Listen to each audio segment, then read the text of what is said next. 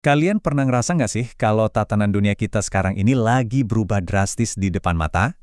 Nah, dalam beberapa menit ke depan, kita akan coba bedah bareng-bareng kenapa itu bisa terjadi berdasarkan analisis sejarah selama 500 tahun. Jadi, kalau kalian merasa dunia saat ini penuh banget sama konflik dan perubahan besar, kalian nggak sendirian. Dan perasaan ini memunculkan satu pertanyaan yang penting banget. Nah, menurut investor sekelas Ray Dalio, jawabannya itu nggak ada di berita hari ini, tapi ada di pola-pola yang terus berulang sepanjang sejarah. Seperti yang dia bilang sendiri, kesalahan terbesarnya adalah justru karena dia melewatkan pergerakan besar yang sebenarnya udah sering banget terjadi sebelumnya. Buat menemukan pola ini, Dalio sampai meneliti jatuh bangunnya kerajaan-kerajaan besar selama 500 tahun terakhir. Hasilnya, sebuah kerangka yang dia sebut siklus besar, yang ternyata ini kayak mesin sejarah yang jalannya bisa diprediksi. Yuk kita bedah cara kerjanya. Kunci utamanya di sini tuh cara pandangnya. Dia nggak melihat sejarah sebagai rentetan kejadian acak, tapi lebih kayak sebuah mesin. Dan kalau kita bisa paham cara kerja mesin itu, kita bisa lebih siap menghadapi masa kini dan masa depan. Dan inilah jantung dari teorinya, siklus besar. Ini pada dasarnya adalah sebuah pola atau template yang ngejelasin gimana sebuah negara bisa tumbuh jadi kuat, mencapai puncaknya, dan, ya mau nggak mau, mulai mengalami kemunduran. Dan ini terjadi berulang kali. Jadi siklus ini punya dua mesin penggerak utama. Yang pertama adalah siklus internal. Ini nunjukin gimana sebuah negara bergerak dari tatanan dan damai, terus secara bertahap masuk ke periode foya-foya, konflik, dan akhirnya perang saudara atau revolusi yang kemudian melahirkan tatanan baru lagi.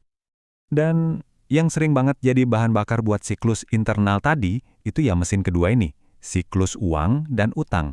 Biasanya dimulai dengan uang yang kuat, kayak emas, terus ganti ke uang kertas yang bikin utang meledak, terus krisis, dan hampir selalu berakhir dengan cetak uang besar-besaran yang bikin nilai mata uangnya anjlok.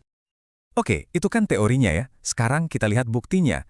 Pertanyaannya, siklus ini beneran kejadian nggak sih di sejarah? Dalio nunjukin polanya di kebangkitan dan kejatuhan kerajaan-kerajaan besar. Kalau kita lihat ke belakang, polanya kelihatan jelas banget. Kayak ada serah terima tongkat estafet kekuasaan gitu. Dari Belanda ke Britania Raya, terus dari Britania Raya ke Amerika Serikat. Dan yang paling menarik, Dalio nemuin kalau 8 pilar kekuatan ini naik dan turunnya itu bisa ditebak urutannya. Semuanya dimulai dari pendidikan yang kuat. Ini indikator paling awal. Pendidikan ini nanti mendorong inovasi dan daya saing. Nah, yang paling akhir jatuh itu adalah status mata uang cadangan. Kenapa? Karena kepercayaan orang terhadapnya itu yang paling lama bertahan. Coba kita ingat-ingat urutan ini ya, karena ini penting banget. Oke, jadi pertanyaan terbesarnya sekarang, kerangka ini ngasih tahu kita apa soal dua kekuatan terbesar dunia saat ini? Kalau kita lihat datanya sekarang, Tiongkok itu udah nyalip Amerika di beberapa pilar penting. Ingat kan pangsa perdagangan dunia tadi? Itu kan indikator yang mencapai puncak di tengah siklus, dan ya, Tiongkok sekarang adalah negara perdagangan terbesar di dunia. Dan ini yang mungkin lebih krusial lagi. Kalau kita lihat indikator paling awalnya, ingat kan pendidikan? Tiongkok sekarang menghasilkan lulusan di bidang sains dan teknologi hampir 8 kali lipat lebih banyak dari Amerika. Menurut model Dalio, ini sinyal yang sangat kuat tentang kekuatan di masa depan. Nah, di sisi lain, ini dia contoh sempurna dari indikator yang paling telat jatuhnya.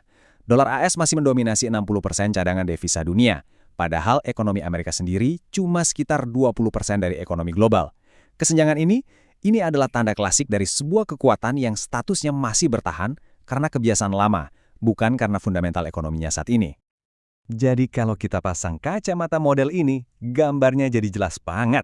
Amerika Serikat nunjukin semua gejala klasik kekuatan di tahap akhir, sementara Tiongkok nunjukin semua karakteristik kekuatan yang sedang menanjak.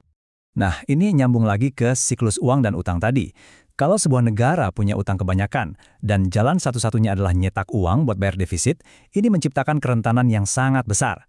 Menurut siklus Dalio, ini bakal mengikis nilai mata uang dan kepercayaan dunia, yang notabene adalah fondasi kekuatan sebuah kerajaan.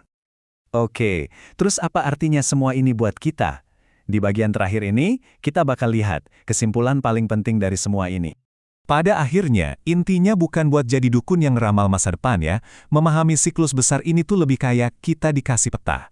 Peta ini ngebantu kita melihat lebih jauh dari sekedar berita harian yang riuh, dan fokus pada kekuatan-kekuatan besar yang benar-benar ngebentuk dunia kita. Jadi, pertanyaan pamungkas yang Dalio tinggalkan buat kita semua adalah, sejarah udah nunjukin polanya, masa depan emang belum tertulis, tapi apa yang bakal kita lakuin dengan pengetahuan ini?